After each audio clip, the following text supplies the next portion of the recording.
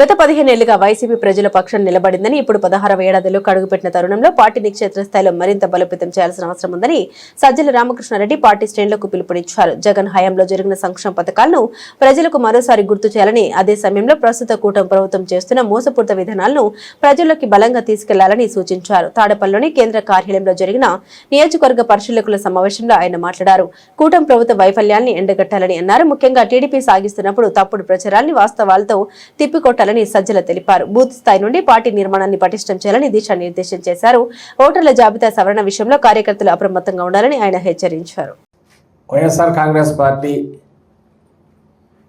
15 ఏళ్లలో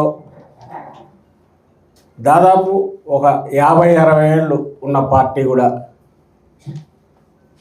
సాధించలేని లక్ష్యాలు సాధించడమే కాదు, ప్రభుత్వ పరంగా జగన్మోహన్ రెడ్డి గారి నాయకత్వంలో ఒక రాజకీయ పార్టీగా కూడా, ఓ రాజకీయ పార్టీ ప్రజాస్వామ్యంలో ఎట్లుండాలనే దానికి కూడా ఆ రోజు నుంచి ఈ రోజు వరకు వాటిని తూచా తప్పకుండా తాను పాటించడమే కాకుండా ఈ పార్టీతో కూడా పార్టీ నాయకులు కూడా పాటించేట్టు, పార్టీ ఆ లైన్లోనే నడిచేట్టు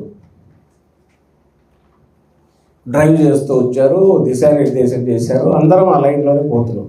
ప్రజాస్వామ్య వ్యవస్థలో ప్రజల అభిప్రాయంకి తగినట్టు ప్రభుత్వాలు ఎట్లా నడవాలి అని ఏమేమైతే వాళ్ళు ఆలోచించారో, ఆశించారో వాటికి తగినట్టే 100కు 100% చిన్నపాటి, అది ఎంత కఠిన పరీక్ష అయినా సరే ఆ ప్రాసెస్లో మనం ఎన్ని పార్టీ పరంగా నష్టపోవాల్సి వచ్చినా సరే తట్టుకొని మాత్రం దాన్ని ఫాలో అవుతూ వచ్చింది మన పార్టీ, మన నాయకుడు. అందుకే ఈరోజు అంత మనం 5 ఏళ్లలోనే ఒక చరిత్ర సృష్టించగలిగాం. దేనికైనా ఎస్ మేము రెడీగా ఉన్నామనే కార్యకర్తలు, అలాగే ఏ బాధ్యత అయినా తీసుకుంటామనడానికి కింది స్థాయి గ్రాస్ రూట్స్ నుంచి నాయకులు తయారవుతున్నారు. కోఆర్డినేటర్కి కేంద్ర బిందువుగా అంటే అసెంబ్లీ నియోజకవర్గ అభ్యర్థి కావచ్చు, కోఆర్డినేటర్ కావచ్చు, అనుసంధానమై పైకి నడుస్తుంది. ఇప్పుడు దాన్ని కింది వరకు గ్రాస్ రూట్స్లో బాగా స్ట్రెంథెన్ చేసి బలోపేతం చేసి యాక్టివిటీ కూడా దానికి పూర్తిగా క్రియేట్ చేసి పార్టీ మొత్తం అనుబంధ విభాగాల రూపంలో ప్రధాన పార్టీగా కదా, అలాగే కింది వరకు అన్ని యూనిట్లలో కూడా ఎక్కడికక్కడ దానంతటది ఒక క్రియాశీలకంగా ఉండే రకంగా దానికి యాక్టివిటీ క్రియేట్ చేయాలి. దానికి తగినట్టు కమిటీల నిర్మాణం కూడా జరగాలనేది ఒకటి యజ్ఞంలాగా తలపెట్టారు.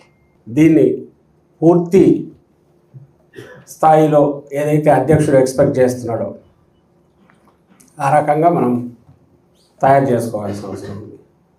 ఇందులో ప్రధానంగా ఈ చేసే వాళ్ళందరూ చేయాల్సిన బాధ్యత కలిగిన నాయకులు, లైక్ కీ రోల్ ప్లే చేయాల్సింది కోఆర్డినేటర్లు అయితే, సపోర్టింగ్ సిస్టమ్ మనం ఏదైతే బిల్డ్ చేశామో దీన్ని పార్టీ పరమైన జరుగుతున్న దాన్ని ఈ కమిటీల ఏర్పాటు దగ్గర నుంచి, ఏర్పాటు అయ్యాక వాటి యాక్టివిటీ దగ్గర నుంచి అధ్యక్షుడు ఏవైతే ఎక్స్పెక్ట్ చేస్తున్నారో దానికి తగినట్టు మానిటర్ చేస్తూ, ఎందుకంటే దీనివల్ల మళ్ళీ స్ట్రెంగ్తన్ అయ్యేది పార్టీ ఆ స్థాయిలో నియోజకవర్గాల్లో స్ట్రెంగ్తన్ అవుతుంది.